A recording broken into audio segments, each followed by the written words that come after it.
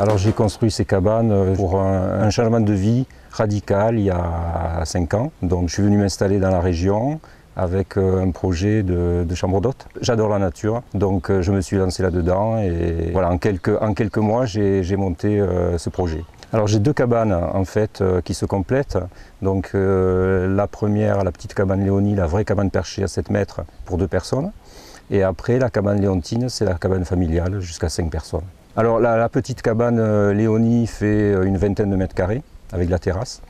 Et la cabane Léontine, donc la familiale, elle fait une trentaine de mètres carrés. En fait, il fallait des arbres qui soient très résistants, des gros chênes. C'est un terrain qui est boisé, mais avec essentiellement des pins et des chênes lièges. Donc très peu de gros chênes centenaires. J'en ai sur le terrain, j'en ai 2.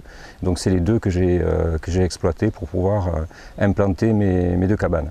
Alors, j'ai choisi mon constructeur par rapport à la proximité. Il n'y a pas beaucoup de fabricants de cabanes et lui, il est en Dordogne.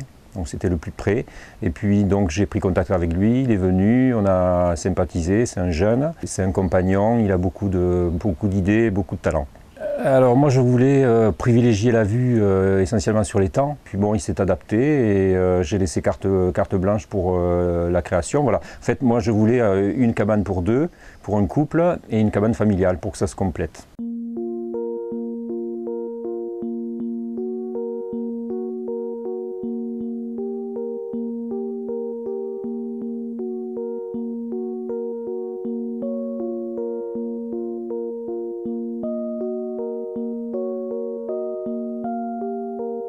Alors le bois, on a choisi du Douglas.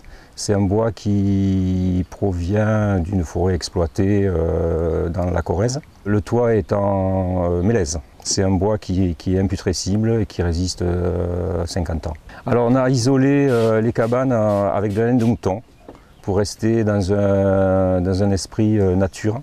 Et donc c'est très performant comme isolation. Voilà. Et puis après les cabanes sont en double vitrage et très confortables l'hiver. La décoration en fait dans la cabane Léonie, je suis parti sur une unité en toile de jute, dans la simplicité. Donc j'ai mis très peu d'objets parce qu'essentiellement la grosse décoration dans cette cabane c'est l'arbre qui s'impose à l'intérieur.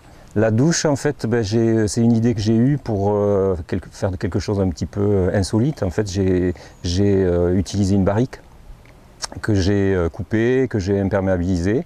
Et voilà, chaque fois, quand les gens prennent possession de la cabane, c'est une belle surprise. Parce que en plus, ça marche bien et c'est très joli en plus.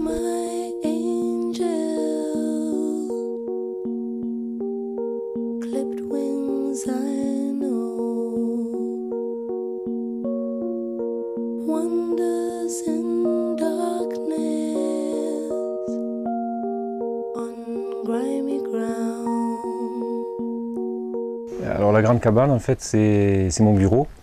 C'est là où j'ai mon ordinateur, où je fais mes petits déjeuners, où je fais l'accueil de mes clients. Voilà, et dans l'idée, après, ça sera de la proposer à la location, en gîte. Mais pour le moment, voilà, il me fallait un endroit pour pouvoir travailler, donc j'ai construit une cabane dans le même esprit que mes 2 cabanes en location. Alors cette cabane, elle fait 75 mètres carrés avec la terrasse.